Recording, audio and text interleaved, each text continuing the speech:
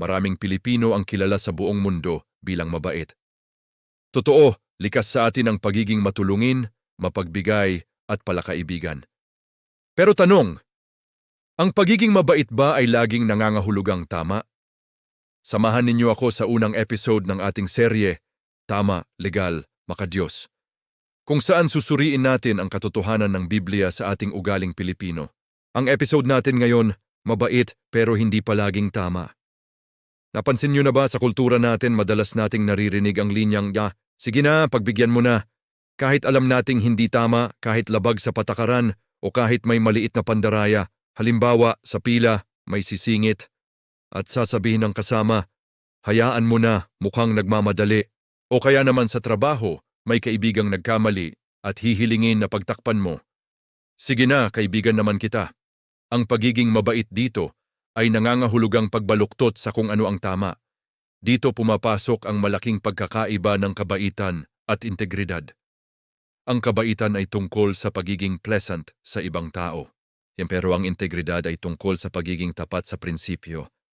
Kahit na hindi ito ang pinakamadali o pinakasikat na gawin. Ang pagiging mabait ay nagiging mali kapag ginagamit itong dahilan para konsintihin ang kamalian. Hindi pwedeng dahil lang sa mabait tayo ay hahayaan na lang natin ang mali na magpatuloy. Ano ba ang sinasabi ng salita ng Diyos tungkol dito? Sabi sa Proverbs 21:3, To do what is right and just is more acceptable to the Lord than sacrifice. Sa Tagalog, mas katanggap-tanggap sa Panginoon ang paggawa ng matuwid at tama kaysa sa anumang handog. Malinaw. Di ba? Hindi sapat na mabuti lang ang intensyon natin. Ang mabuting hangarin ay walang silbi kung hindi ito nakasandal sa kung ano ang tama at matuwid. Ang tunay na karunungan ay hindi lang nasa pagiging mabait, kundi sa pagpili at paggawa ng tama sa lahat ng pagkakataon. Isipin ninyo ito, kung ang isang doktor ay mabait pero hindi marunong mag-opera, ipagkakatiwala mo ba sa kanya ang buhay mo? Siyempre hindi. Ganon din sa ating mga desisyon sa buhay. Kailangan nating maging mabait. Oo, pero mas mahalaga na ang kabaitan natin ay may kasamang integridad at paninindigan sa tama. Gaya nga ng kasabihan, kindness is good, righteousness is better. Ang pagiging mabait ay mabuti, pero ang pagiging matuwid ay mas higit. Ang totoong pagbabago sa ating bansa at sa ating mga sarili ay nagsisimula kapag hindi na natin ginagamit ang kabaitan bilang dahilan para maging bulag sa mali. Sa halip, gamitin natin ito para itama ang mali sa paraang may respeto at pagmamahal. Panahon na para baguhin ang mindset na, sige na, pagbigyan mo na.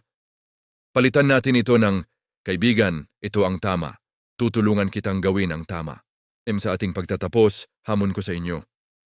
Sa susunod na maharap ka sa sitwasyon kung saan kailangan mong pumili sa pagitan ng pagiging mabait lang at paggawa ng tama, ano ang pipiliin mo? Panindigan natin ang integridad.